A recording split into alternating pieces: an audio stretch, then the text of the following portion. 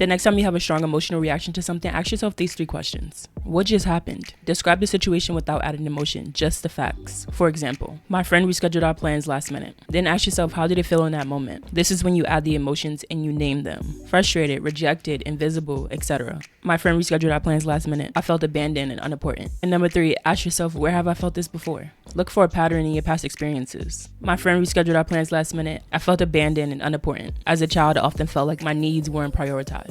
One of the best ways to identify your triggers is to self-reflect, and these 3 questions will help you do it every single time. Whenever you're experiencing an emotional reaction and you're wondering like, where did this come from or why it's affecting you so much, walk through these 3 questions to identify what's triggering you.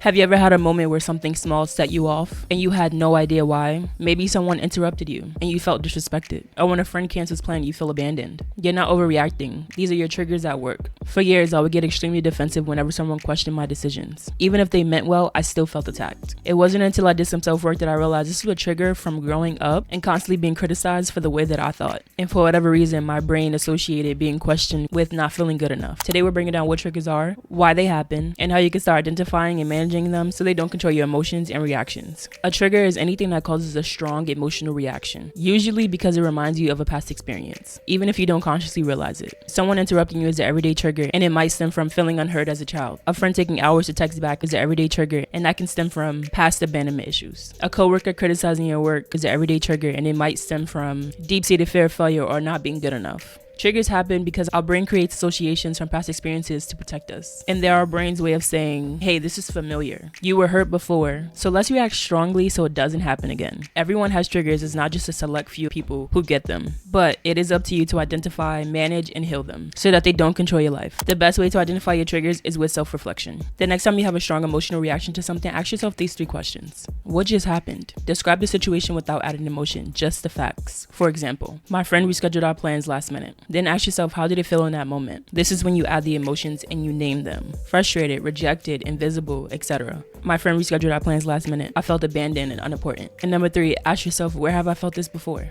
Look for a pattern in your past experiences. My friend rescheduled our plans last minute. I felt abandoned and unimportant. As a child, I often felt like my needs weren't prioritized. If you recognize a trigger happening, you could use these 3 questions to explore it in that moment or later on that day. But you could also take some time to think about the last time you had a strong emotional reaction. What was the situation? How did you feel? And when was the first time you remember feeling this way? This journal prompt will help you dive a little bit deeper to uncover your biggest triggers and get to the root of them. And I know you're probably wondering, like, how do I know if something is a trigger or a normal emotional reaction? If your emotions feel more intense than what the situation is calling for, then it probably is a trigger and not just a normal reaction. If you feel a fight, flight, freeze, or fawn response, then it's probably a trigger and not a normal emotional reaction. Another sign it's a trigger is if it reminds you of a past wound, even if you don't realize it immediately, then it's most likely a trigger. A normal emotional reaction looks like you feeling like you're disrespected and you reacting to that. But if you get an intense feeling in your chest and your heart is beating fast or you freeze, then that's not a normal reaction. If you're responding to someone disrespecting you, like, hold up, wait a minute, that's a normal emotional reaction because you recognize you're being disrespected. You're not about to play with me. But if you're,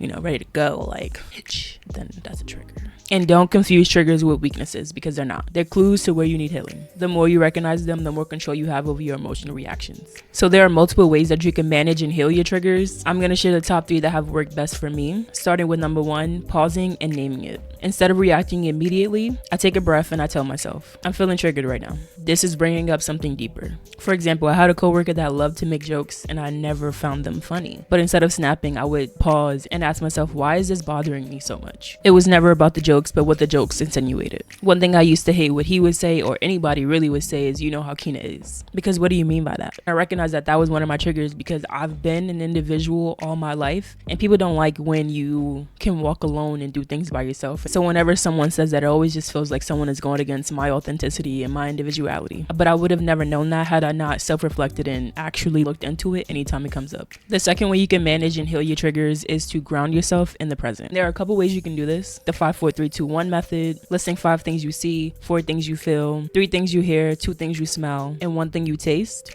There's my favorite, deep belly breathing, probably because of yoga, inhaling for 4, holding for 4, and exhaling for 4. I feel like this one calms me down the fastest and the easiest, and sometimes we're holding a breath and we just need to let it go. Another grounding technique would be to hold something, ice cold water, something textured, or a piece of your clothing like your shirt. Grounding yourself in the present kinda brings you back to reality, if you will, and it allows you to recognize that you are being triggered because you've taken a moment to get out of that fight or flight response. Your third way to manage and heal your triggers is to reframe the story. I like to ask myself, is this situation actually dangerous, or is my brain just reacting to past pain? And this could look like when a coworker criticizes your work. Instead of spiraling into I'm not good enough or I'm terrible at my job, reframe it as this is just feedback. It doesn't define my worth. This is probably one of the biggest habits to heal and manage your triggers, because we will always be triggered by something, but as long as you reframe it to something positive, you don't allow it to control you. It's not as consuming as it was, and ultimately no one can use it against you in the future. There are some really bad people in this world that will recognize that something bothers you, like a coworker, for example, who knows that you get squeamish and will use that against you just